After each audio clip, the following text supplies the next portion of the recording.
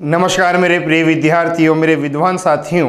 मैं आपका दोस्त आशीष शर्मा, आपका अध्यापक, आपका मार्गदर्शक काव्य क्लासेस के ऑनलाइन मंच पर हार्दिक स्वागत करता हूं आप सभी का। साथियों, आज हम पढ़ रहे हैं उदयपुर संभाग का एक ऐतिहासिक जिला चित्तौड़।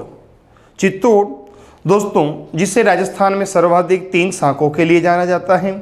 चित्तौड़ जो मेवाड़ के गोहिल वंश के त्याग बलिदान की गाथा गाती है। चित्तौड़ जहां पद्मनी और राव रतन सिंह का प्रणय भी था, वीरता भी थी तो विरह भी था। इन सब बातों में दोस्तों हम चर्चा कर रहे हैं। आज जिला चित्तौड़गढ़ ऐतिहासिक जिला है दोस्तों। तो दोस्तों आप सब रेडी हो जाइए चित्तौड़ जिले को पढ़ने के लिए। और दोस्तों आज हम शुरू करते हैं राजस्थान का ऐतिहासिक जिला चित्तौड़गढ़। राजस्थान का ऐतिहासिक जिला कौन सा होगा दोस्तों? चित्तौड़गढ़। ठीक दोस्तों आज हमारा जो टॉपिक है वो है राजस्थान का उदयपुर संभाग और उदयपुर संभाग में जिला चित्तौड़। एकदम क्लियर, जिला चित्तौड़ ये हमारा टॉपिक है दोस्तों आज का। क्लियर। अब दोस्तों बात आती है, जब चित्तौड़ की बात आती है तो दोस्तों ध्यान रखना, सबसे पहले हम चित्तौड़ के ऐतिहासिक स्वरूप को जानते हैं और फिर उसके बाद दोस्तों इसका भौगोलिक स्वरूप, वर्तमान स्वरूप, फिर ऐतिहासिक महत्व पे चर्चा करेंगे। तो दोस्तों सबसे पहले बात आती है कि जो चित्तौड़ है, सबसे पहले बात आती है कि जो चित्तौड़ है इस चित्तौड़ का नामकरण, फिर बात आती है कि जो चित्तौड़ है इस चित्तौड़ का नामकरण किस आधार पर किया गया। ठीक, प्रश्न उठता है कि जो चित्तौड़ है इस चित्तौड़ का नामकरण किस आधार पर किया गया। और दोस्तों ये प्रश्न पूछा भी जा चुका है तृतीय श्रेणी शिक्षक भर्ती में। क्लियर। अब दोस्तों समझना, इस चित्तौड़ के संस्थापक 3 व्यक्ति बताए जाते हैं, अथवा यूं कहें कि शासक तो एक ही हैं लेकिन उसके अलग अलग नाम बताए गए हैं। समझना। क्लियर। दोस्तों कुछ इतिहासकारों का मानना है कि जो चित्तौड़ है इसका संस्थापक है चित्रांग मौर्य। क्लियर। कुछ इतिहासकार हैं जिनका मानना है कि इसका संस्थापक कौन है? चित्रांग मौर्य। तो दोस्तों एक इतिहासकार हैं मारवाड़ के हैं और दोस्तों उनका मानना है कि इसके चित्तौड़ के संस्थापक हैं चित्रंग मौर्य। ठीक। और दोस्तों मेवाड़ में एक इतिहासकार हुए थे जिनके अभी मैं नाम बताऊंगा, और दोस्तों उनका नाम, वो कहते हैं कि जो चित्तौड़ है इसका संस्थापक है चित्रांगद मौर्य। तीनों बात सही है। अब प्रतियोगी परीक्षाओं में इतिहासकार ग्रंथ का नाम देकर पूछा जाएगा कि चित्रांग मौर्य को किसने कहा है, चित्रंग मौर्य को किसने कहा है और चित्रांगद मौर्य को किसने कहा है। चर्चा करते हैं चित्रांग मौर्य की। दोस्तों एक ग्रंथ है और ग्रंथ का नाम है कुमार पाल प्रबंध। दोस्तों एक ग्रंथ है और ग्रंथ का नाम है कुमार पाल प्रबंध। क्लियर। और कुमार पाल प्रबंध के अनुसार जो चित्तौड़ है इस चित्तौड़ का निर्माता कौन था? चित्रांग मौर्य। कुमार पाल प्रबंध के अनुसार चित्तौड़ का निर्माता कौन था? चित्रांग मौर्य। ठीक दोस्तों मारवाड़ में एक इतिहासकार हुए हैं, उन्हें आप और हम सब जानते हैं और उनका नाम है मोणहोत नैन्सी। क्या नाम है? मोणहोत नैन्सी।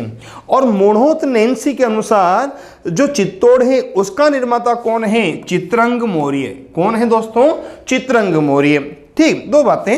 अब हम तीसरी बात पे चर्चा करते हैं। ठीक, मैंने कहा था मेवाड़ के इतिहासकार की बात, तो दोस्तों मेवाड़ के जो इतिहासकार हुए हैं उनमें प्रसिद्ध हैं कवि राजा श्यामल दास। दोस्तों कौन प्रसिद्ध हैं? कवि राजा श्यामल दास। क्लियर दोस्तों। अब कवि राजा श्यामल दास की बात करें तो कवि राजा श्यामल कहते हैं कि चित्तौड़ दुर्ग का निर्माता कौन है? चित्रांगद मौर्य। कौन है दोस्तों? चित्रांगद मौर्य। दोस्तों एक बार फिर अच्छी तरह समझना, चित्तौड़ का नामकरण किसके नाम पर किया गया है? चित्रांग मौर्य के नाम पर। कौन बताता है? कुमार पाल प्रबंध। चित्तौड़ का नामकरण चित्रंग मौर्य के नाम पर किया गया है, ये बात कौन कहते हैं? मोणहोत नैन्सी। और चित्तौड़ का नामकरण चित्रांगद मौर्य के नाम पर किया गया है, ये कहते हैं कवि राजा श्यामल दास। एकदम क्लियर, समझ जाना। कुमार पाल प्रबंध के अनुसार चित्तौड़ का निर्माता चित्रांग मौर्य। मोरहोत नैन्सी के अनुसार चित्तौड़ का निर्माता चित्रंग मौर्य और कवि राजा श्यामल दास के अनुसार चित्तौड़ का निर्माता चित्रांगद मौर्य। एकदम क्लियर दोस्तों। पहली बात। अगली बात दोस्तों समझना, ये जो मोरहोत नैन्सी है ना, इन मोरहोत नैन्सी को कहा जाता है राजपूताने का अबुल फजल। क्लियर दोस्तों, जो मोरहोत नैन्सी हैं इन्हें कहा जाता है राजपूताने का अबुल फजल। एकदम क्लियर। और पूछा जाए कि मोरहोत नैन्सी को राजपूताने का अबुल फजल किसने कहा है, तो दोस्तों आप क्या बताओगे? मुंशी देवी प्रसाद ने। किसने कहा है? मुंशी देवी प्रसाद ने। समझ जाओगे, मुंशी देवी प्रसाद के द्वारा मोरहोत नैन्सी को कहा गया है राजपूताने का अबुल फजल। और दोस्तों इन्हीं मुंशी देवी प्रसाद ने बीकानेर के शासक राय सिंह को, इन्हीं मुंशी देवी प्रसाद ने बीकानेर के शासक राय सिंह को कहा है राजपूताने का कर्ण। एकदम क्लियर दोस्तों, समझ जाओगे ना। राजपूताने का अबुल फजल मोरहोत नैन्सी, राजपूताने का कर्ण राय सिंह, कहाँ के थे? बीकानेर के। एकदम क्लियर। और राय सिंह को राजपूताने का कर्ण और मोरहोत नैन्सी को राजपूताने का अबुल फजल किसने कहा है? मुंशी देवी प्रसाद ने। एकदम क्लियर। अच्छा, कवि राजा श्यामल दास की बात हम कर चुके थे दोस्तों जब हमने भीलवाड़ा पढ़ा था। ठीक, कवि राजा श्यामल दास की रचना का नाम जानते हो ना?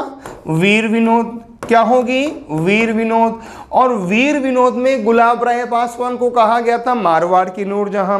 वीर विनोद में राणा कुंभा को कहा गया था राजस्थान की स्थापत्य कला का जनक। और वीर विनोद ग्रंथ में ही कहा गया है कि चित्तौड़ का निर्माता चित्रांगद मौर्य था। क्लियर। कुमारपाल प्रबंध के अनुसार तो चित्रांग मौर्य, मोरहोत नैन्सी के अनुसार चित्रंग मौर्य और कवि राजा श्यामल दास के अनुसार कौन होगा दोस्तों? चित्रांगद मौर्य। मुंशी देवी प्रसाद ने मोरहोत नैन्सी को कहा है राजपूताने का अबुल फजल, तो मुंशी देवी प्रसाद ने बीकानेर के राय सिंह को कहा है राजपूताने का कर्ण। और कवि राजा श्यामल दास की रचना वीर विनोद में दोस्तों चित्रांगद मौर्य का उल्लेख किया गया है। वीर विनोद में गुलाब राय पासवान को मारवाड़ की नूरजहां कहा गया है, तो वीर विनोद में दोस्तों आपके राणा कुंभा को राजस्थान की स्थापत्य कला का जनक कहा गया है। एकदम क्लियर मेरे प्रिय विद्यार्थियों, मेरे विद्वान साथियों। चलते हैं आगे। ठीक, फिर बात आती है कि दोस्तों जो चित्तौड़ है, दोस्तों फिर बात आती है कि जो चित्तौड़ है ये चित्तौड़ किन राजवंशों के अधीन रहा। बात आती है कि जो चित्तौड़ है ये चित्तौड़ किन राजवंशों के अधीन रहा। क्लियर। तो दोस्तों ध्यान रखना, जो चित्तौड़ है ना ये पूर्व में, जो चित्तौड़ है दोस्तों ये पूर्व में दोस्तों मौर्य वंश के अधीन रहा था। क्लियर दोस्तों, चित्तौड़ है ये पूर्व में कौन किसके अधीन रहा था? मौर्य वंश के अधीन रहा था। क्लियर दोस्तों ये मौर्य वंश वो नहीं है, चंद्रगुप्त मौर्य वाला वंश नहीं है। हिमालय क्षेत्र में कोई दोस्तों एक सामान्य जाति रहती थी मान मौर्य नाम की, मौर्य जाति रहती थी, तो उनके अधीन जो चित्तौड़ था ये चंद्रगुप्त मौर्य वाला मौर्य वंश नहीं है। तो चित्तौड़ पूर्व में मौर्य वंश के अधीन था और ये मौर्य वंश अब आपकी जो मौर्य जाति है ना ये हिमालय की एक जाति थी। ठीक, अब इस मौर्य वंश में दोस्तों, इस मौर्य वंश में एक शासक हुआ था और उसका नाम था मान मौर्य। इस मौर्य वंश में एक शासक हुआ था और उसका नाम क्या था? मान मौर्य। ठीक, अब दोस्तों ये जो मान मौर्य है ना, इस मान मौर्य को पराजित किया गया था। दोस्तों जो मान मौर्य है इसे पराजित किया गया था किसके द्वारा? बापा रावल के द्वारा। ये जो मान मौर्य है इसे पराजित किया गया था और किसके द्वारा पराजित किया गया था? बापा रावल के द्वारा। एकदम क्लियर। और पूछा जाए कब किया गया था? 734 ईस्वी में। कब किया गया था? 734 ईस्वी में। तो जब बापा रावल ने इस मान मौर्य को पराजित किया और उसके बाद वो जो चित्तौड़ है वो दोस्तों किसके अधीन हो गया? रावल वंश के अधीन हो गया। क्लियर। और जो रावल वंश है इस रावल वंश को पूर्व में हम किस नाम से जानते थे? गोहिल के नाम से। किसके नाम से जानते थे? गोहिल वंश के नाम से। तो मतलब जब चित्तौड़ पर गोहिल वंश अथवा रावल वंश की स्थापना नहीं हुई थी, उससे पहले चित्तौड़ मौर्य वंश के अधीन था। ठीक, और जब मेवाड़ में बापा रावल हुए उस समय चित्तौड़ का शासक था मान मौर्य, और मान मौर्य को बापा रावल के द्वारा पराजित किया गया था 734 ईस्वी में। तो जब बापा रावल ने 734 ईस्वी में मान मौर्य को पराजित किया तो चित्तौड़ पर अधिकार कर लिया, और चित्तौड़ पर दोस्तों साहब चित्तौड़ इसके बाद सदैव हमेशा के लिए रावल वंश के अधीन रहा, गोहिल वंश के अधीन रहा, सिसोदिया वंश के अधीन रहा। अच्छा दोस्तों ध्यान रखना, गोहिल वंश ही रावल वंश है, रावल वंश आगे जाके सिसोदिया वंश बन गया था। तो मेवाड़ का गोहिल वंश, रावल वंश, सिसोदिया वंश एक ही वंश है जो अलग अलग शासकों के नाम से अलग अलग कहलाए। मेवाड़ के इतिहास में चर्चा करेंगे, एकदम क्लियर। अब दोस्तों थोड़ी सी चर्चा करते हैं यहां। ठीक दोस्तों, जो बापा रावल है ना, इस बापा रावल को कहा जाता है कालभोज। इसे क्या कहा जाता है? कालभोज। क्लियर। और जो बापा रावल है, इस बापा रावल के गुरु का नाम था हरित ऋषि। जो बापा रावल है, इस बापा रावल के गुरु का नाम क्या था? हरित ऋषि। एकदम क्लियर, पहली बात। अब दोस्तों कालभोज ही बापा रावल है और बापा रावल ही क्या है? कालभोज। समझो मेरी बात, कालभोज ही बापा रावल है, बापा रावल ही क्या है? कालभोज।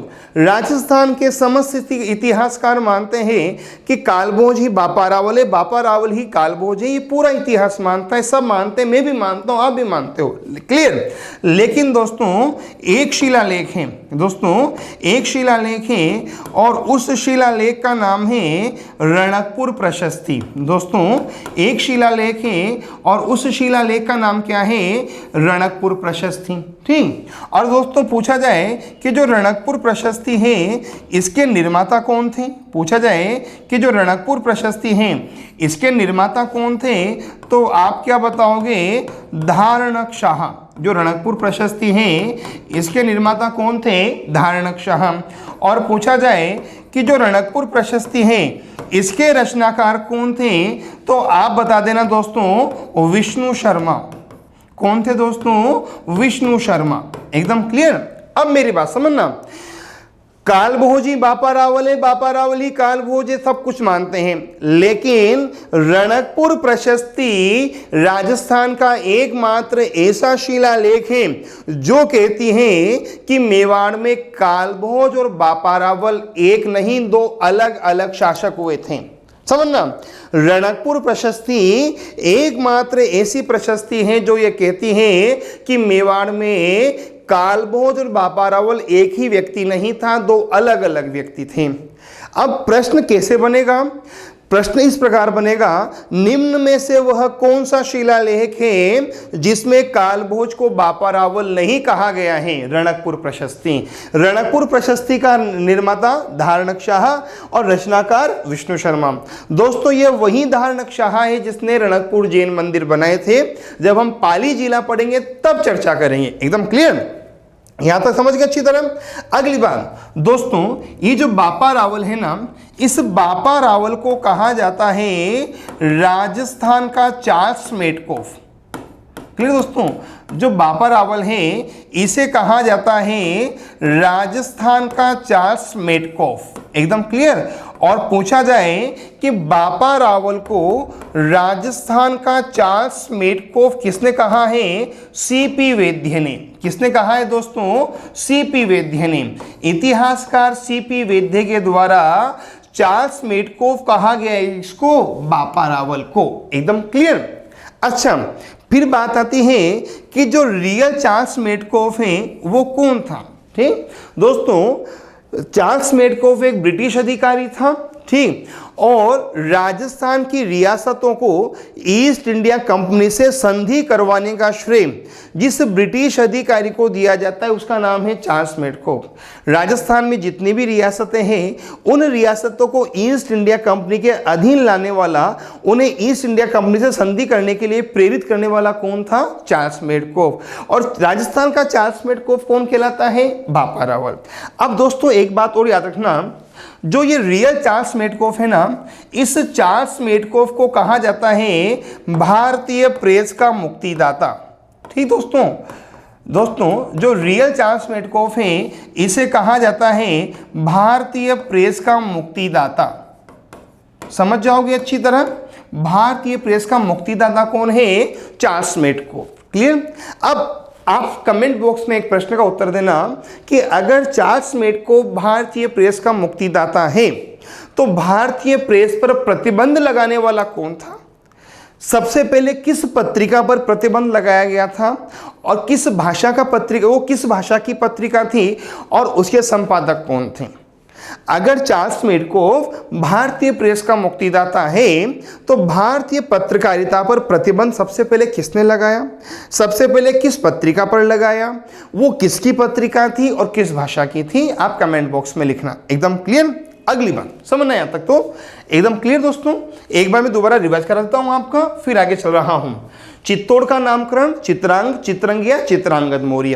कुमारपाल प्रबंध का नाम आए तो चित्रांग। मोहनोत्तरिंसी का नाम आए तो चित्रंग। कवि राजा श्यामलदास का नाम आए तो चित्रांगद। एकदम क्लियर? ये क्वेश्चन दोस्तों आपके शिक्षक भर्ती में आ चुका है। ठीक। अच्छा, राजपूताने का अबुल फजल मोहनोत्तरिंसी और राजपूताने का कर्ण राय सिंह, कहने वाले मुंशी देवी प्रसाद। कवि राजा श्यामलदास तो हम पढ़ ही चुके हैं। ठीक। चित्तौड़ पर जब गोहिल वंश का अधिकार नहीं था तो मौर्य वंश का अधिकार था। ये मौर्य वंश चंद्रगुप्त मौर्य वाला वंश नहीं है, हिमालय में कोई मौर्य शाखा थी, मौर्य शाखा थी जो मौर्य कहलाई। क्लियर? बापा रावल के समय शासक था मान मौर्य। बापा रावल ने मान मौर्य को पराजित किया 734 में और चित्तौड़ पर अधिकार कर लिया। क्लियर? अच्छा, बापा रावल का कालभोज नाम है। बापा रावल कालभोज एक ही व्यक्ति है, लेकिन दोस्तों रणकपुर प्रशस्ति में बापा रावल कालभोज को एक नहीं दो अलग अलग शासक कहा गया है। रणकपुर प्रशस्ति के निर्माता धारणक शाह, रचनाकार विष्णु शर्मा। ठीक। बापा रावल कहलाते हैं राजस्थान के चार्ल्स मेडकोफ, कहने वाले कौन थे? सीपी वैद्य। ठीक। चार्ल्स मेडकोफ को कहा जाता है भारतीय प्रेस का मुक्तिदाता। अब बात आती है कि अगर चार्ल्स मेडकोफ भारतीय प्रेस के मुक्तिदाता हैं तो भारतीय प्रेस पर प्रतिबंध किसने लगाया, सबसे पहले किस पत्रिका पर लगाया, वो किसकी पत्रिका थी, किस भाषा की थी? आप कमेंट बॉक्स में आंसर दोगे। क्लियर? आगे चलते हैं। ठीक। फिर बात आती है कि जो चित्तौड़ है, जो चित्तौड़ है, ये चित्तौड़ वर्तमान में किस कहाँ आता है? बात आती है कि जो चित्तौड़ है ये वर्तमान में कहाँ आता है? तो दोस्तों आप क्या बताओगे कि जो चित्तौड़ है ना, ये वर्तमान में आता है उदयपुर संभाग में। जो चित्तौड़ है ये वर्तमान में कहाँ आता है? उदयपुर संभाग में। कहाँ आता है? उदयपुर संभाग में। एकदम क्लियर? अच्छा, फिर बात आती है कि जो चित्तौड़ है इस चित्तौड़ की भौगोलिक स्थिति क्या है? बात आती है कि जो चित्तौड़ है इस चित्तौड़ की भौगोलिक स्थिति क्या है? तो आप क्या बताओगे कि चित्तौड़ राजस्थान के दक्षिण भाग में है, अर्थात ये दक्षिणी राजस्थान में आता है। चित्तौड़ कहाँ आता है मेरे विद्वान साथियों? दक्षिणी राजस्थान में आता है। ठीक। फिर बात आती है कि जो चित्तौड़ है इस चित्तौड़ का आकार कैसा है? बात आती है चित्तौड़ का आकार कैसा है? तो देखो समझना, जब चित्तौड़ के आकार की बात आए तो यहाँ संपूर्ण चित्तौड़ जिले की बात करेंगे हम। क्लियर? जब चित्तौड़ की बात आए तो हम दोस्तों किसकी बात करेंगे? संपूर्ण चित्तौड़ जिले की। क्लियर? और पूछा जाए कि जो संपूर्ण चित्तौड़ जिला है उसका आकार कैसा है, तो दोस्तों आप क्या बताओगे? घोड़े की नाल के समान। क्लियर दोस्तों? जो संपूर्ण चित्तौड़ जिला है उसका आकार कैसा है? घोड़े की नाल के समान। समझ जाओगे? जब बात आए कि जो संपूर्ण चित्तौड़ जिला है इसका आकार कैसा है? घोड़े की नाल के समान। एकदम क्लियर? अगली बात फिर दोस्तों बात आती है, अगर वो केवल संपूर्ण चित्तौड़ जिले की बात ना करें और इतना सा कहें कि चित्तौड़ मुख्यालय का आकार कैसा है, इतना सा पूछे कि चित्तौड़ मुख्यालय का आकार कैसा है, अगर वो इतना सा पूछे कि चित्तौड़ मुख्यालय का आकार कैसा है, तो दोस्तों आप क्या बताओगे? इल्ली के समान। जो चित्तौड़ मुख्यालय है उसका आकार कैसा है? इल्ली के समान। एकदम क्लियर? अच्छा, अगर दोस्तों वो ये पूछ ले कि चित्तौड़ दुर्ग का आकार कैसा है, वो पूछ ले कि चित्तौड़ दुर्ग का आकार कैसा है, तो फिर आप क्या बताओगे? व्हेल मछली के समान। किसके समान? व्हेल मछली के समान। समझ जाओगे मेरे विद्वान साथियों? ठीक। तीन बातें। वर्तमान में चित्तौड़ उदयपुर संभाग में है। भौगोलिक स्थिति दक्षिणी राजस्थान है। आकार संपूर्ण चित्तौड़ जिले का तो घोड़े की नाल के समान। चित्तौड़ मुख्यालय का आकार इल्ली के समान और चित्तौड़ दुर्ग का आकार व्हेल मछली के समान। एकदम क्लियर। अब देखो साहब समझना, अगर ये बात आए कि निम्न में से वो कौन सा जिला है, निम्न में से वो कौन सा जिला है दोस्तों, निम्न में से वो कौन सा जिला है जिसका आकार व्हेल मछली के समान है। तो देखो अगर जिले का बात आए, जिले की बात आए तो आंसर क्या लगाओगे, जालोर। क्या लगाओगे, जालोर। और दुर्ग का नाम आए, दुर्ग का नाम आए तो आंसर क्या लगाओगे दोस्तों, चित्तौड़। क्या लगाओगे, चित्तौड़। समझ जाओगे अच्छी तरह। चित्तौड़ वर्तमान में कहाँ आता है, उदयपुर संभाग में। भौगोलिक स्थिति दक्षिण राजस्थान। संपूर्ण चित्तौड़ का आकार घोड़े की नाल के समान। केवल चित्तौड़ शहर का आकार इल्ली के समान। चित्तौड़ दुर्ग का आकार व्हेल मछली के समान। जिले की बात आए तो व्हेल मछली के समान है जालोर। दुर्ग की बात आए तो चित्तौड़। अच्छा दोस्तों, जब मैंने आपको राजसमंद जिला पढ़ाया था तो मैंने पूछा था कि जैसलमेर, मैंने पूछा था कि निम्न में से वो कौन सा जिला है जो सप्त बहुभुज आकार में है।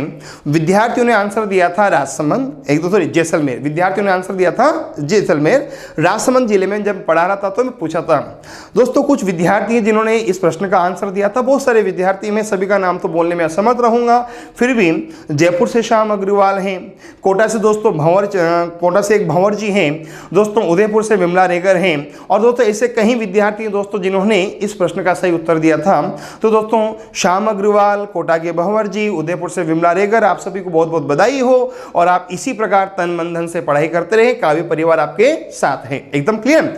मैं आगे भी प्रश्न पूछूंगा, आप आंसर देता रहना।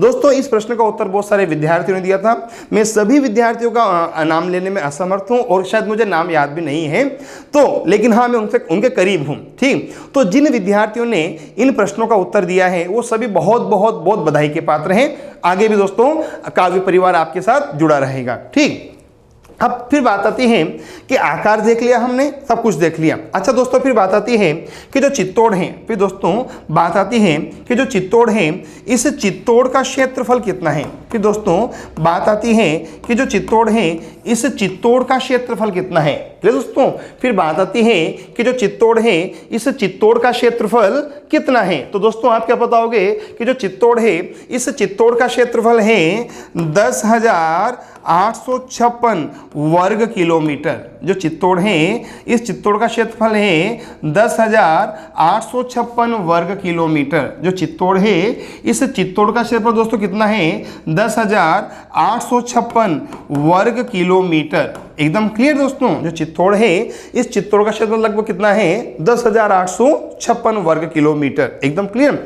अच्छा फिर बात आती है कि जो चित्तौड़ है इस चित्तौड़ की जनसंख्या कितनी है। फिर प्रश्न उठता है कि जो चित्तौड़ है इस चित्तौड़ की जनसंख्या वर्ष 2011 के अनुसार कितनी है। पूछा जाएगा कि जो चित्तौड़ है इस चित्तौड़ की जनसंख्या वर्ष 2011 के अनुसार कितनी है। तो दोस्तों ध्यान रखना, अगर चित्तौड़ की जनसंख्या पूछी जाए तो आप क्या बताओगे कि वर्ष 2011 के अनुसार जो चित्तौड़ की जनसंख्या है वो है 15,44,338। वर्ष 2011 के अनुसार जो चित्तौड़ है उसकी जनसंख्या कितनी है, 15,44,338। एकदम क्लियर। अच्छा पूछ लिया जाए कि वर्ष 2011 के अनुसार चित्तौड़ का घनत्व कितना है। पूछ लिया जाए वर्ष 2011 के अनुसार चित्तौड़ का घनत्व कितना है, तो आप क्या बताओगे, 197 व्यक्ति प्रति वर्ग किलोमीटर। वर्ष 2011 के अनुसार चित्तौड़ का घनत्व कितना है दोस्तों, 197 व्यक्ति प्रति वर्ग किलोमीटर। एकदम क्लियर। अगली बात फिर बात आती है कि जो चित्तौड़ है इस चित्तौड़ का अक्षांशीय विस्तार कितना है। फिर बात आती है कि जो चित्तौड़ है इसका अक्षांशीय विस्तार कितना है। तो आप क्या बताओगे कि जो चित्तौड़ जिला है इसका अक्षांश विस्तार है 23 डिग्री 32 मिनट से 23 डिग्री 32 मिनट से 25 डिग्री 13 मिनट उत्तरी अक्षांश के मध्य। क्लियर दोस्तों।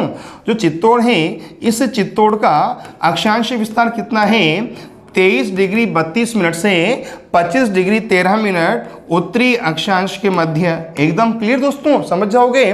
जो चित्तौड़ है इसका अक्षांश विस्तार कितना होगा, 23 डिग्री 32 मिनट से 25 डिग्री 13 मिनट उत्तरी अक्षांश के मध्य। एकदम क्लियर। अच्छा, अगली बात फिर बात आती है कि जो चित्तौड़ है, इस चित्तौड़ का देशांतरीय विस्तार कितना है। जो चित्तौड़ है, इस चित्तौड़ का देशांतरीय विस्तार कितना है, तो आप क्या बताओगे, 74 डिग्री 12 मिनट से लेकर 75 डिग्री 49 मिनट पूर्वी देशांतर के मध्य।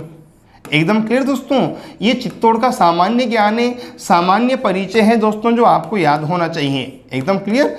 विशेषताएं तो दोस्तों हम आगे पढ़ेंगे, लेकिन ये तो मौलिक बातें हैं जो आपको याद होना चाहिए। वर्ष 2011 के अनुसार जनसंख्या 15,44,338, घनत्व 197 व्यक्ति, अक्षांश देशांतर अक्षांश विस्तार 23 डिग्री 32 मिनट से 25 डिग्री 13 मिनट उत्तरी अक्षांश के मध्य, देशांतरीय विस्तार 74 डिग्री 12 मिनट से लेकर 75 डिग्री 49 मिनट पूर्वी देशांतर के मध्य। ये चित्तौड़ की बनावट है। एकदम क्लियर।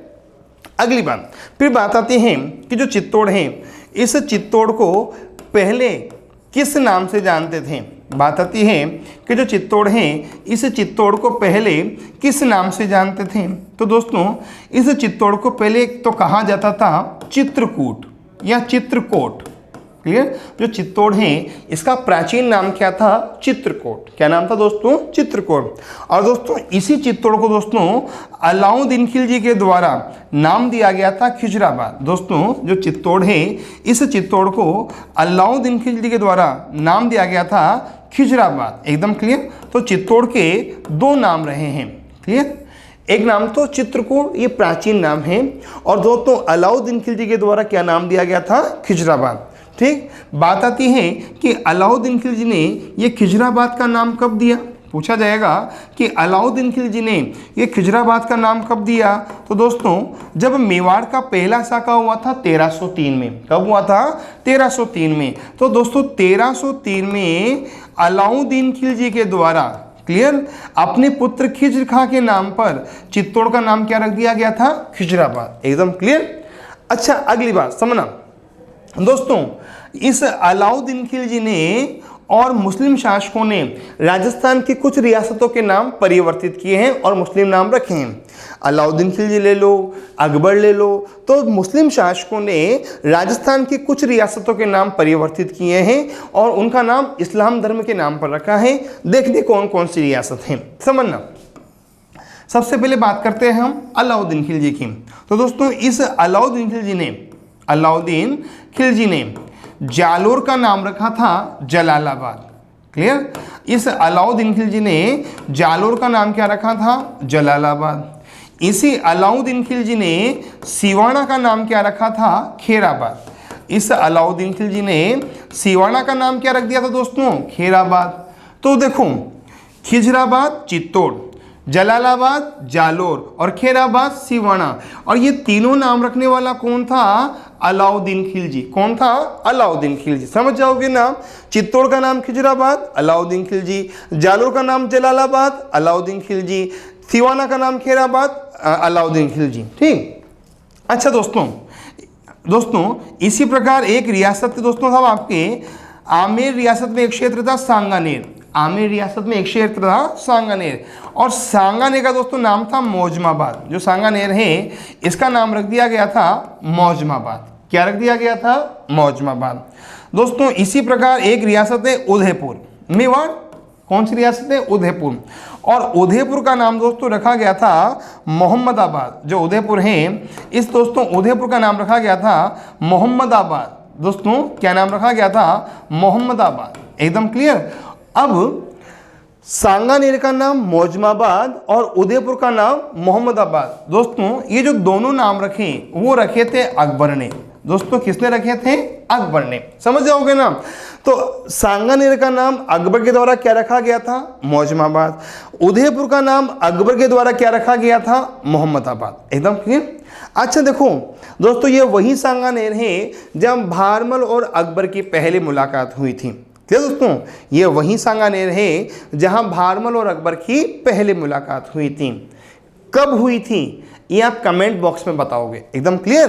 सांगानेर का नाम मौजमाबाद, उदयपुर का नाम मोहम्मदाबाद, अकबर ने रखा। सांगानेर में ही अकबर और बहारमल की मुलाकात हुई थी। कब हुई थी? डेट, मंथ, ईयर, ये आप बताओगे। एकदम क्लियर, कमेंट बॉक्स में लिखना। चलो आगे। अच्छा दोस्तों, इसी प्रकार समझना दोस्तों, इसी प्रकार अगला पेज ले लेते हैं दोस्तों। इसी प्रकार समझना, ये आमेर रियासत, ठीक। और दोस्तों जो आमेर रियासत है ना, इस आमेर रियासत के भी दो नाम रखे गए थे दोस्तों। आमेर रियासत का एक नाम रखा गया था इस्लामाबाद। जो आमेर रियासत है इसका एक नाम रखा गया था इस्लामाबाद। और फिर दोस्तों आमेर का एक नाम और रखा गया था मोमिनाबाद। क्या रखा गया था? मोमिनाबाद। तो आमेर इस्लामाबाद है, आमेर मोमिनाबाद भी है। फिर बात आती है आमेर को इस्लामाबाद और जो मोमिनाबाद कहा वो किसने कहा था? तो आप क्या बताओगे? मुगल शासक मुअज्जम ने। किसने कहा था दोस्तों? मुगल शासक मुअज्जम ने। ये मुअज्जम औरंगजेब का बेटा था। किसका बेटा था? औरंगजेब का। तो मुगल शासक मुअज्जम के द्वारा आमेर रियासत का नाम रखा गया था इस्लामाबाद और मोमिनाबाद। दोस्तों जो मुअज्जम है ना, इस मुअज्जम को कहा जाता है बहादुर शाह प्रथम। जो मुअज्जम है, इस मुअज्जम को कहा जाता है बहादुर शाह प्रथम। क्या कहा जाता है? बहादुर शाह प्रथम, ठीक। और दोस्तों इतिहासकारों के द्वारा इस मुअज्जम को एक नाम दिया गया, एक संज्ञा दी गई है। और इतिहासकारों के द्वारा इस मुअज्जम अर्थात बहादुर शाह प्रथम को कहा गया है शाह ए बेखबर। इतिहासकारों के द्वारा इस मुअज्जम या बहादुर शाह को कहा गया है शाह ए बेखबर। एक बार फिर समझिए, आमिर का नाम इस्लामाबाद या मोमिनाबाद किसने रखा? मुगल शासक मुअज्जम या बहादुर शाह प्रथम ने। मुअज्जम औरंगजेब का बेटा था, इतिहास में बहादुर शाह प्रथम कहलाया। और इतिहासकारों ने इसको इसके कार्यों के कारण शाह ए बेखबर की संज्ञा दी है, ठीक। अच्छा दोस्तों, इसी प्रकार साहब आपकी एक रियासत थी बूंदी। दोस्तों कौन सी रियासत थी? बूंदी, ठीक। और दोस्तों जो बूंदी है ना, इस बूंदी का नाम रखा गया था फर्रुखाबाद। इस बूंदी का नाम क्या रखा गया था? फर्रुखाबाद, क्लियर। और पूछा जाए कि बूंदी को फर्रुखाबाद का नाम किसने दिया? बूंदी को फर्रुखाबाद का नाम किसने दिया? तो आप क्या बताओगे? मुगल शासक फर्रुखसियर ने। किसने दिया? मुगल शासक फर्रुखसियर ने दिया, क्लियर। फिर दोस्तों जो फर्रुखसियर है ना, इसे इतिहास में कहा जाता है घृणित कायर। जो फर्रुखसियर है इसे इतिहास में क्या कहा जाता है? घृणित कायर। ध्यान रखना दोस्तों, जो फर्रुखसियर है यह फर्रुखसियर इतिहास में क्या कहलाता है? घृणित कायर कहलाता है। समझ गए? आमेर का नाम इस्लामाबाद मोमिनाबाद, रखने वाला मुअज्जम बहादुर शाह प्रथम, इतिहास में कहलाया शाह ए बेखबर। बूंदी का नाम फर्रुखाबाद, रखने वाला था फर्रुखसियर, और फर्रुखसियर इतिहास में कहलाता है घृणित कायर। अच्छा दोस्तों ये भी याद रखना, जो बूंदी है ना, इस बूंदी का एक नाम है वृंदावती। जो बूंदी है ना, इस बूंदी का एक नाम क्या है? वृंदावती, ठीक। और बूंदी को जो वृंदावती का नाम दिया वो दिया था राणा कुंभा ने। बूंदी को जो वृंदावती का नाम दिया वो किसने दिया था? राणा कुंभा ने, ठीक। और राणा कुंभा ने जिस ग्रंथ में बूंदी को वृंदावती का नाम दिया उस ग्रंथ का नाम था रसिक प्रिया। क्या नाम था? रसिक प्रिया। तो बूंदी के दो नाम हो गए ना, वृंदावती, राणा कुंभा, फर्रुखसियर, फर्रुखाबाद। एकदम क्लियर दोस्तों। ध्यान रखना, इस रसिक प्रिया टीका में दोस्तों, इस रसिक प्रिया टीका में दोस्तों एक शब्द आया है वीर राजा। इस रसिक प्रिया टीका में एक शब्द आया है वीर राजा। और दोस्तों जो वीर राजा शब्द है ना, वो जिस शासक के लिए लिखा गया है उस शासक का नाम है राणा हम्मीर। क्या नाम है? राणा हम्मीर। तो रसिक प्रिया टीका की दो विशेषताएं होगी कि रसिक प्रिया टीका में बूंदी को तो कहा गया है वृंदावती, और रसिक प्रिया टीका में सिसोदिया वंश के संस्थापक राणा हम्मीर को कहा गया है वीर राजा। एकदम क्लियर। चलो आगे। अच्छा थोड़ी सी बात और समझ लो दोस्तों, जो रसिक प्रिया टीका है ना, ये रसिक प्रिया गीत गोविंद का अनुवाद है। दोस्तों जो रसिक प्रिया है ना, ये रसिक प्रिया गीत गोविंद पर लिखी गई है या गीत गोविंद का सारांश है। एकदम क्लियर। जो रसिक प्रिया है ये गीत गोविंद का सारांश है, उस पर लिखा गया है। एकदम क्लियर। और दोस्तों जानना, जो गीत गोविंद है, इस गीत गोविंद के रचनाकार थे जयदेव। इस गीत गोविंद के रचनाकार कौन थे? जयदेव। एकदम क्लियर। और दोस्तों जयदेव लक्ष्मण सेन के दरबार में रहा करते थे। जो जयदेव है ना वो किसके दरबार में रहा करते थे? लक्ष्मण सेन के दरबार में रहा करते थे, एकदम क्लियर। और दोस्तों जो लक्ष्मण सेन हैं वो कहाँ के शासक थे? बंगाल के। कहाँ के शासक थे? बंगाल के, ठीक। और दोस्तों इन्हीं लक्ष्मण सेन के शासन काल में बख्तियार खिलजी के द्वारा नालंदा विश्वविद्यालय को जलाया गया था। समझ गए क्या? इसी लक्ष्मण सेन के शासन काल में बख्तियार खिलजी के द्वारा नालंदा विश्वविद्यालय को जलाया गया था, एकदम क्लियर। अब दोस्तों कमेंट बॉक्स में एक आंसर लिखना कि नालंदा विश्वविद्यालय को अन्य किस नाम से भी जाना जाता है। नालंदा विश्वविद्यालय को अन्य किस नाम से भी जाना जाता है, और ये बताना कि कुमार गुप्त के शासन काल में नालंदा विश्वविद्यालय को कितने गांवों का राजस्व प्राप्त होता था। तो हर्षवर्धन के शासन काल में नालंदा विश्वविद्यालय को कितने गांवों का राजस्व प्राप्त होता था। समझ जाना। एक तो आपको कमेंट बॉक्स में बताना है कि नालंदा विश्वविद्यालय को अन्य किस नाम से जाना जाता है, और एक आपको बताना है कि नालंदा विश्वविद्यालय को कुमार गुप्त प्रथम के शासनकाल में तो कितने गांवों का राजस्व मिलता था, और हर्षवर्धन के शासनकाल में कितने गांवों का राजस्व मिलता था। ठीक, एक बार फिर रिवाइज कर रहा हूं फटाफट। बूंदी का नाम फर्रुखाबाद, किसने लिखा? फर्रुखसिंह ने गणितकार कहलाता है। बूंदी का नाम वृंदावती, राणा कुंभा ने कहा है रसिक प्रिया में। रसिक प्रिया में बूंदी को कहा गया है वृंदावती, तो रसिक प्रिया में हम्मीर को कहा गया है वीर राजा, एकदम क्लियर। रसिक प्रिया गीत गोविंद का सारांश है। गीत गोविंद जयदेव की रचना है। जयदेव लक्ष्मण सेन के दरबारी थे, और लक्ष्मण सेन बंगाल के शासक थे, और लक्ष्मण सेन के शासन काल में ही बख्तियार खिलजी ने नालंदा विश्वविद्यालय को जलाया था। अच्छा, कमेंट बॉक्स में आप यह भी बताना कि लक्ष्मण सेन की राजधानी क्या थी। समझ गए क्या? चलूं आगे अगली बात। फिर बात आती है कि दोस्तों जो चित्तौड़ है, दोस्तों जो बात आती है कि जो चित्तौड़ है, इस चित्तौड़ में साहब आपके दो बांध हैं। दोस्तों जो चित्तौड़ है इस साहब आपके चित्तौड़ में दो बांध बहुत प्रमुख हैं, ठीक। और दोस्तों एक बांध का नाम तो है राणा प्रताप सागर बांध। क्लियर दोस्तों, जो चित्तौड़ है इस चित्तौड़ में साहब आपके दोस्तों दो बांध बहुत प्रसिद्ध हैं, ठीक। अब उन दो बांधों में दोस्तों एक बांध का नाम है राणा प्रताप सागर बांध। क्या नाम है भैया? हो राणा प्रताप सागर बांध, एकदम क्लियर दोस्तों। राणा प्रताप सागर बांध ये तो अब आपके चित्तौड़ में है, ठीक।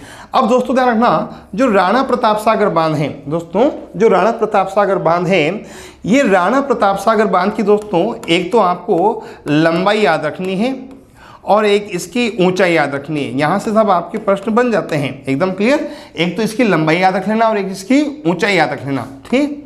लेकिन लंबाई ज़्यादा याद रखना दोस्तों, ऊंचाई से तो प्रश्न बनता नहीं है, ठीक। दोस्तों जो राणा प्रताप सागर बांध है इसकी लंबाई है लगभग 1100 मीटर और इसकी जो ऊंचाई है वो है लगभग 54 मीटर। कितनी है दोस्तों? 54 मीटर, एकदम क्लियर।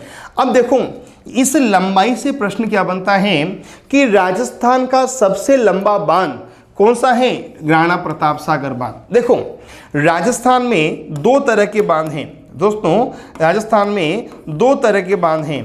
एक तो होगा सबसे लंबा बांध, एक तो क्या होगा? सबसे लंबा बांध, एकदम क्लियर दोस्तों। और एक होगा सबसे ऊंचा बांध। एक तो सबसे लंबा बांध होगा और एक होगा सबसे ऊंचा बांध, ठीक। अब अगर लंबे बांध का नाम है तो आंसर क्या होगा आपका? राणा प्रताप सागर। पूछ लिया जाए कि राजस्थान में सबसे लंबा बांध कौन सा होगा तो आप क्या बताओगे? राणा प्रताप सागर बांध। राजस्थान का जो सबसे लंबा बांध होगा वो कौन सा होगा? राणा प्रताप सागर बांध। और ऊंचे बांध की बात आए तो मैंने बताया था दोस्तों आपको, ऊंचे बांध का नाम आए तो नाम होगा जाखम बांध। कौन सा नाम हो, कौन सा बांध होगा? जाखम बांध। और जो जाखम बांध है दोस्तों वो किस जिले में है? प्रतापगढ़ में। प्रतापगढ़ हम पढ़ चुके हैं दोस्तों। तो देखो यहाँ चित्तौड़ में दो बांध हैं, एक का नाम है राणा प्रताप सागर बांध, लंबाई है 1100 मीटर और ऊंचाई है 54 मीटर। तो राजस्थान का सबसे लंबा बांध राणा प्रताप सागर बांध और राजस्थान का सबसे ऊंचा बांध दोस्तों प्रतापगढ़ में है जाखम बांध, एकदम क्लियर। और पूछा जाए कि जो जाखम बांध है इसकी ऊंचाई कितनी है? 81 मीटर दोस्तों। कितनी है? 81 मीटर, जो कि सर्वाधिक ऊंची है, क्लियर। अब दोस्तों जो राणा प्रताप सागर बांध है इससे दो प्रश्न आपको याद रखने हैं। एक तो लंबाई, लंबा बांध हो गया। और एक प्रश्न याद रखना है कि भराव क्षमता के आधार पर, दोस्तों एक प्रश्न आप याद रखना कि भराव क्षमता के आधार पर, ठीक, भराव क्षमता के आधार पर राजस्थान का सबसे बड़ा बांध। दोस्तों ये प्रश्न पूछे जा चुके हैं, भराव क्षमता के आधार पर राजस्थान का सबसे बड़ा बांध। क्लियर? तो आपका आंसर क्या होगा दोस्तों? राणा प्रताप सागर बांध। क्लियर दोस्तों? ये दो प्रश्न दोस्तों आपको याद रखने हैं राणा प्रताप सागर से। एक तो लंबा बांध राणा प्रताप सागर, ऊंचा बांध जाखम बांध, और भराव क्षमता के आधार पर राजस्थान का सबसे बड़ा बांध राणा प्रताप सागर बांध, याद रखना दोस्तों। क्लियर? अच्छा दोस्तों, अगली बात, जो दूसरा बांध है उस बांध का नाम है भूपाल सागर बांध। जो दूसरा बांध है उस बांध का नाम क्या है? भूपाल सागर बांध। एकदम क्लियर?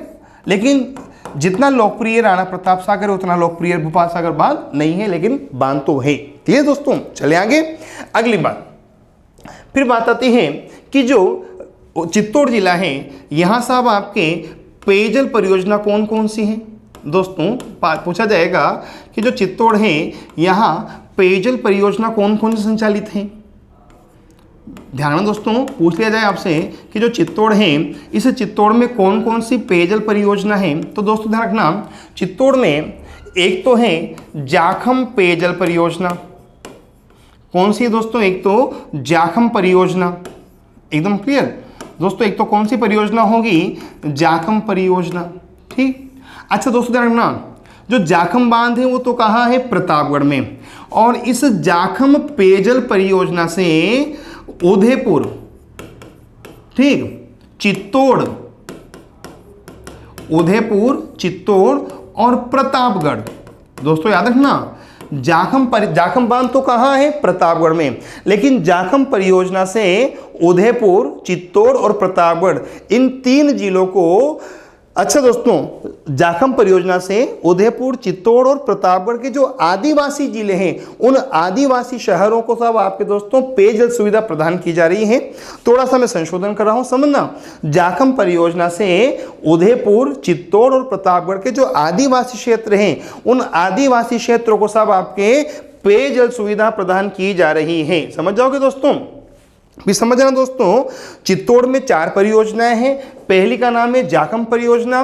जाखम परियोजना से उदयपुर, चित्तौड़ और प्रतापगढ़ इन तीन जिलों में जो आदिवासी क्षेत्र हैं उन्हें पेयजल सुविधा उपलब्ध कराई जा रही है। और जाखम बांध है प्रतापगढ़ में, जाखम नदी पर 81 मीटर तल पे ऊंचा बांध है। क्लियर?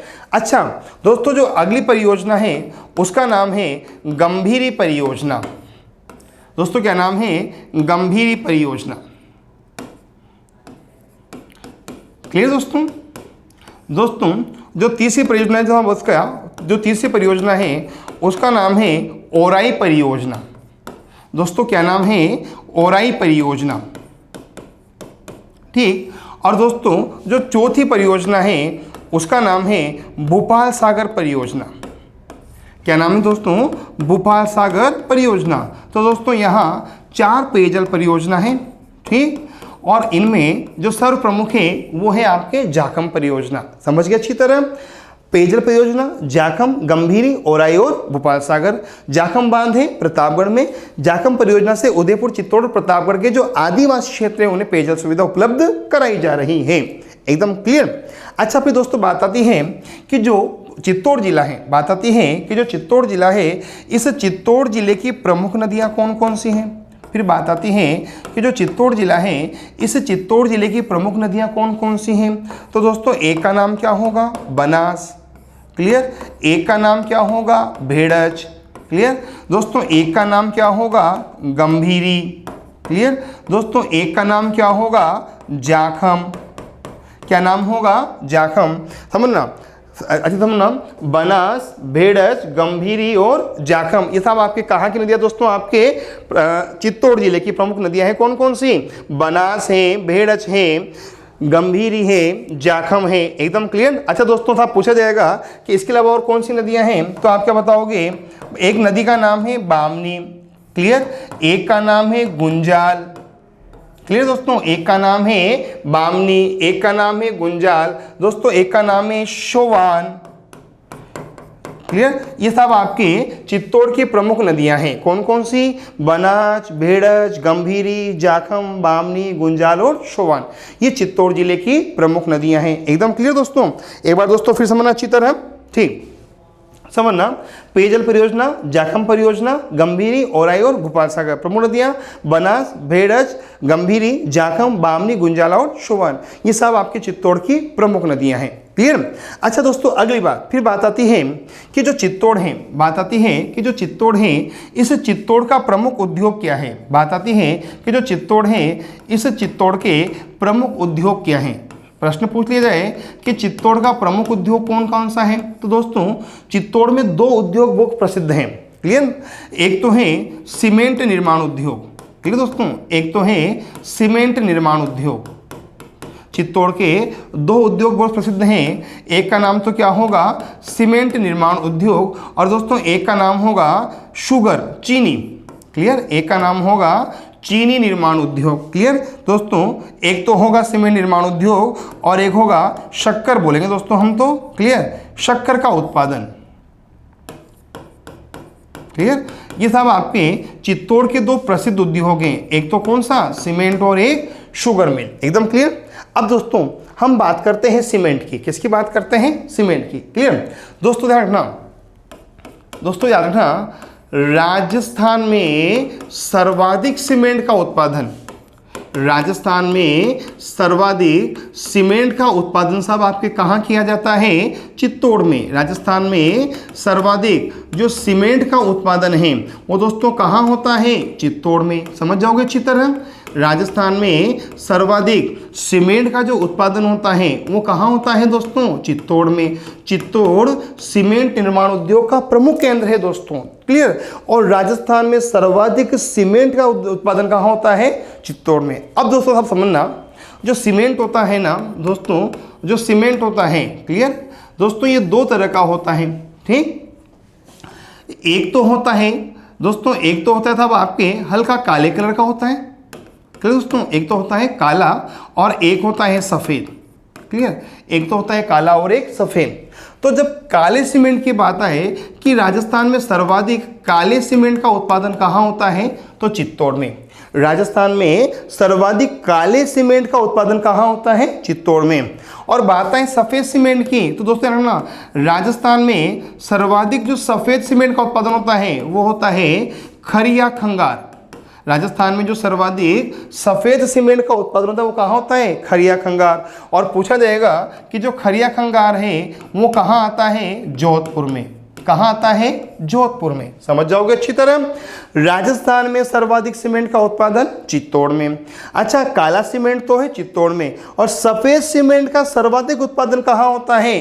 खरिया खंगार, जोधपुर में। समझ जाओगे ना, काले सीमेंट का सर्वाधिक उत्पादन तो होता है चित्तौड़ में, और सफ़ेद सीमेंट का सर्वाधिक उत्पादन होता है खरिया खंगार, जोधपुर में। अच्छा दोस्तों ध्यान रखना, राजस्थान में सफ़ेद सीमेंट के निर्माण के दो केंद्र हैं। राजस्थान में सफ़ेद सीमेंट का जो उत्पादन होता है ना वो दो जगह होता है। एक तो होता है खरिया खंगार, जोधपुर में, और एक होता है गोटन में। कहाँ होता है? गोटन में। क्लियर।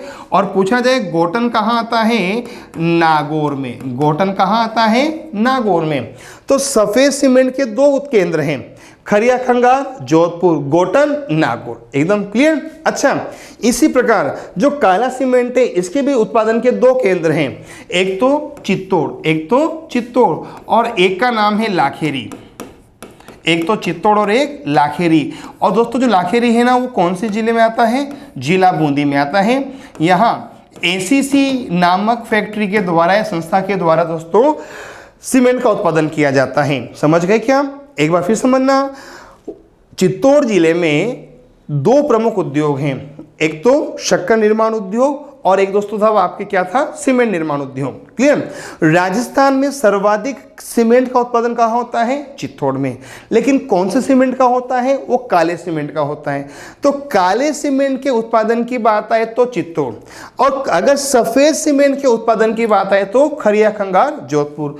तो जो सफ़ेद सीमेंट है इसके दो केंद्र हैं, इसका जो उत्पादन है वो दो जगह होता है, एक तो जोधपुर में और एक गोटन में। मतलब खरिया खंगार जोधपुर और गोटन नागौर में केवल सफेद सीमेंट ही उत्पादित होता है। क्लियर। तो राजस्थान में काले सीमेंट के उत्पादन के दो बड़े केंद्र हैं, एक तो चित्तौड़ और एक लाखेरी जिला बूंदी। यहाँ एसीसी नामक संस्था के द्वारा सीमेंट का उत्पादन किया जाता है। जब बूंदी पढ़ेंगे तो हम एसीसी के बारे में पूरी चर्चा करेंगे। एकदम क्लियर। अच्छा, फिर बात आती है शक्कर निर्माण उद्योग की। फिर बात आती है कि साहब शक्कर निर्माण उद्योग भी साहब आपके दोस्तों, जो शक्कर निर्माण उद्योग है ये भी साहब आपके चित्तौड़ का प्रमुख उद्योग है। शक्कर निर्माण उद्योग चित्तौड़ का प्रमुख उद्योग है। क्लियर। और दोस्तों यहाँ एक संस्था की दोस्तों एक मिल की स्थापना की गई थी जिसका नाम था the Mewar sugar mill. The Mewar sugar mill. Clear दोस्तों, यहाँ द मेवाड़ शुगर मिल के द्वारा शक्कर का उत्पादन किया जाता है। और दोस्तों इस संस्था की स्थापना हुई थी 1932 में। कब हुई थी दोस्तों ये संस्थाएं? दोस्तों इसकी स्थापना कब हुई थी? 1932 में। तो मेवाड़ शुगर मिल के द्वारा यहाँ शक्कर का उत्पादन किया जाता है और इस संस्था की स्थापना हुई थी 1932 में। एकदम क्लियर। तो समझ गए मेरी बात। एक तो सीमेंट उद्योग और एक साहब आपके कौन सा उद्योग होगा दोस्तों? शक्कर उद्योग। चलूँ आगे अगली बात। फिर दोस्तों बात आती है कि जो चित्तौड़ है वो चित्तौड़ और किस बात के लिए प्रसिद्ध है?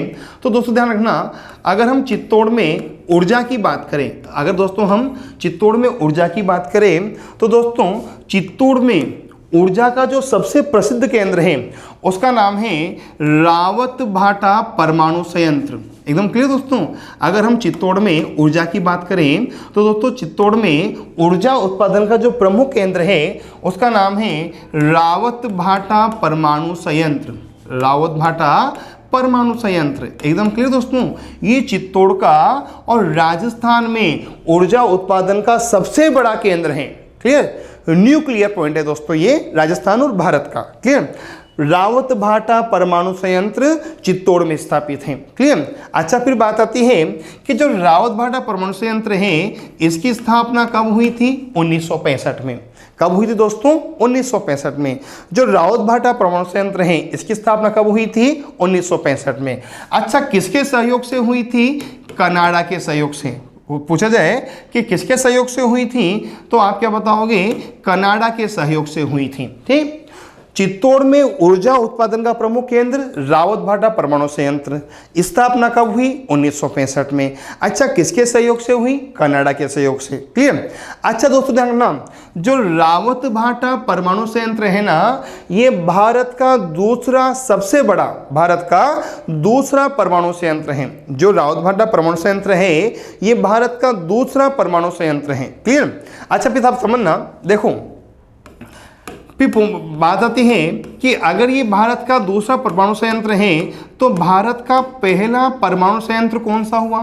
तो दोस्तों जो भारत का प्रथम परमाणु संयंत्र है, भारत का जो प्रथम परमाणु संयंत्र है दोस्तों वो है तारानगर में। भारत का जो प्रथम परमाणु संयंत्र है वो कहाँ है? तारानगर में। और पूछा जाए कि तारानगर कहाँ आता है? महाराष्ट्र में। तारानगर कहाँ आता है? महाराष्ट्र में। समझ जाओगे। तो रावतभाटा तो है भारत का दूसरा परमाणु संयंत्र और तारानगर महाराष्ट्र है भारत का पहला परमाणु संयंत्र। और पूछा जाए कि तारानगर महाराष्ट्र में स्थापना कब की गई थी? 1962 में। कब की गई थी दोस्तों? 1962 में। एकदम क्लियर किया, समझ गए अच्छी तरह। एक बार फिर समझना दोस्तों अच्छी तरह। ऊर्जा की बात कर रहे हैं तो दोस्तों चित्तौड़ में ऊर्जा उत्पादन का सबसे बड़ा केंद्र है रावतभाटा परमाणु ऊर्जा संयंत्र। एकदम क्लियर। अच्छा, स्थापना कब हुई थी? 1965 में। किसके सहयोग से हुई थी? कनाडा के सहयोग से। भारत का दूसरा परमाणु संयंत्र कौन सा है? रावतभाटा परमाणु संयंत्र। तो भारत का पहला कौन सा है? तारानगर महाराष्ट्र में। स्थापना हुई थी 1962 में। क्लियर। अच्छा, एक प्रश्न और लिखना। चीनी यात्री हेनसांग भारत आया था हर्षवर्धन के शासनकाल में और चीनी यात्री हेनसांग के द्वारा महाराष्ट्र को क्या कहा गया है? चीनी यात्री हेनसांग के द्वारा महाराष्ट्र को क्या नाम दिया गया है? ये आप मुझे कमेंट बॉक्स में लिखना। अच्छा, थोड़ा प्रश्न को और अच्छा लिखना। ठीक। चीनी यात्री हेनसांग ने भीनमाल को क्या कहा है? चीनी यात्री हेनसांग ने बेराट को क्या कहा है और चीनी यात्री हेनसांग ने महाराष्ट्र को क्या कहा है, इन तीनों के नाम लिखना, एक तो भीनमाल का, एक बेराट का और एक महाराष्ट्र का। क्लियर? नहीं तो फिर मैं बताऊंगा आपको। एकदम क्लियर यहाँ तक? अच्छा, यहाँ तक कोई डाउट हुआ दोस्तों आपको? नहीं? अच्छा, फिर हम एक बार रिवाइज कर लेंगे अच्छी तरह। ठीक दोस्तों, रिवाइज करते हैं, फिर दोस्तों हम आगे की चर्चा करेंगे। ठीक, पहली बात, चित्तौड़ का नामकरण चित्रांग मौर्य कुमारपाल प्रबंध के अनुसार, मोहनोदनेंसी के अनुसार चित्रंग मौर्य, कवि राजा श्यामल दास के अनुसार चित्रांगद मौर्य। क्लियर?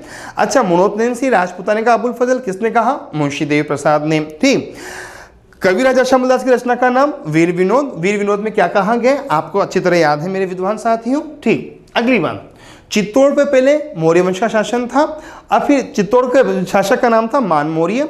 मान मौर्य को पराजित किया बापा रावल ने 734 ईस्वी में, और चित्तौड़ पर गोहिल वंश की या रावल वंश की स्थापना कर दी।